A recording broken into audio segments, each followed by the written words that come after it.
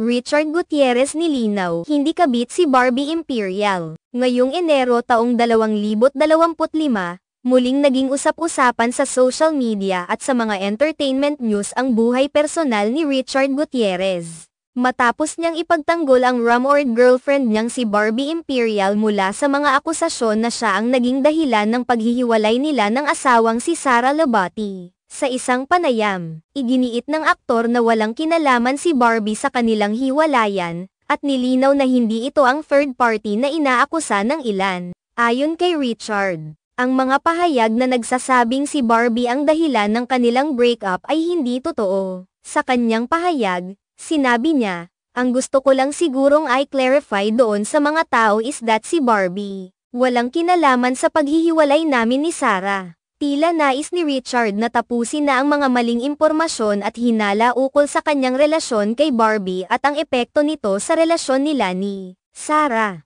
Binigyang diin din ng aktor na hindi ito isang kaso ng overlapping na relasyon, kung saan sinasabing may kasamang ibang tao habang may relasyon pa sa isa. Aniya, hindi siya third party, hindi nag-overlap, kasi maraming mga tao, yun nga, mga bashers na nagsasabi na siya ang dahilan. Wala siyang kinalaman. Ipinakita ni Richard na kahit na may mga nagkalat na akusasyon, pinili niyang ipagtanggol si Barbie mula sa mga hindi tamang paratang. Pinagtuunan din ni Richard ng pansin ang mga reaksyon na natamo ni Barbie mula sa publiko, na kung saan maraming mga bashers ang nagpakita ng kanilang hindi pagkakasundo kay Barbie. Nang dahil dito, ipinahayag ni Richard ang kanyang pangangailangan na protektahan ang kanyang bagong partner. Siyempre kasi parang ang daming nagre-react sa kanya, ang daming mga nag-hate comment sa kanya. So, siyempre, kailangan ko siyang protektahan. Kailangan ko rin i-clarify yun, di ba? Dagdag pa ni Richard. Para sa aktor,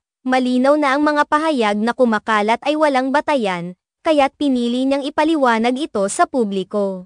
Bagamat ipinagdiinan ni Richard na wala nang kinalaman si Barbie sa hiwalayan nila ni Sara, hindi naman siya nagbigay ng detalyadong impormasyon tungkol sa ugat ng kanilang paghihiwalay. Ang tanging nabanggit niya ay ang kasalukuyang proseso ng annulment na kanilang pinagdadaanan. Ayon sa aktor, kasi, "We are actually going through an annulment now, and both parties naman want to move forward. Actually, at this point, nakapag-move forward na yung both parties. May equal time kami with our kids. So, parang nagko-co-parentang kami." Ipinakita ni Richard na, bagamat dumaan sa matinding pagsubok, nakahanap sila ni Sara ng paraan upang magkasama pa ring magtulungan para sa kanilang mga anak. Ayon pa kay Richard, ang pinakaimportanteng bagay para sa kanilang mag-asawa ay ang kaligayahan at kapakanan ng kanilang mga anak.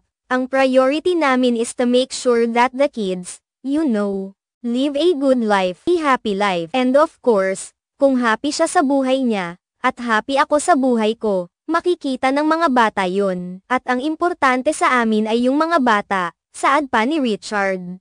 Tila isang bagong simula na ang layunin nila, na makapagbigay ng masayang at magaan na buhay para sa kanilang mga anak, anuman ang estado ng kanilang relasyon. Dagdag pa ng aktor, nakapag-move on na sila ni Sara mula sa kanilang paghihiwalay at hindi na ito kinakalabit pa. 2025 na. Gusto kong magsimula yung taon ng maganda, peaceful, at happy. So, yun.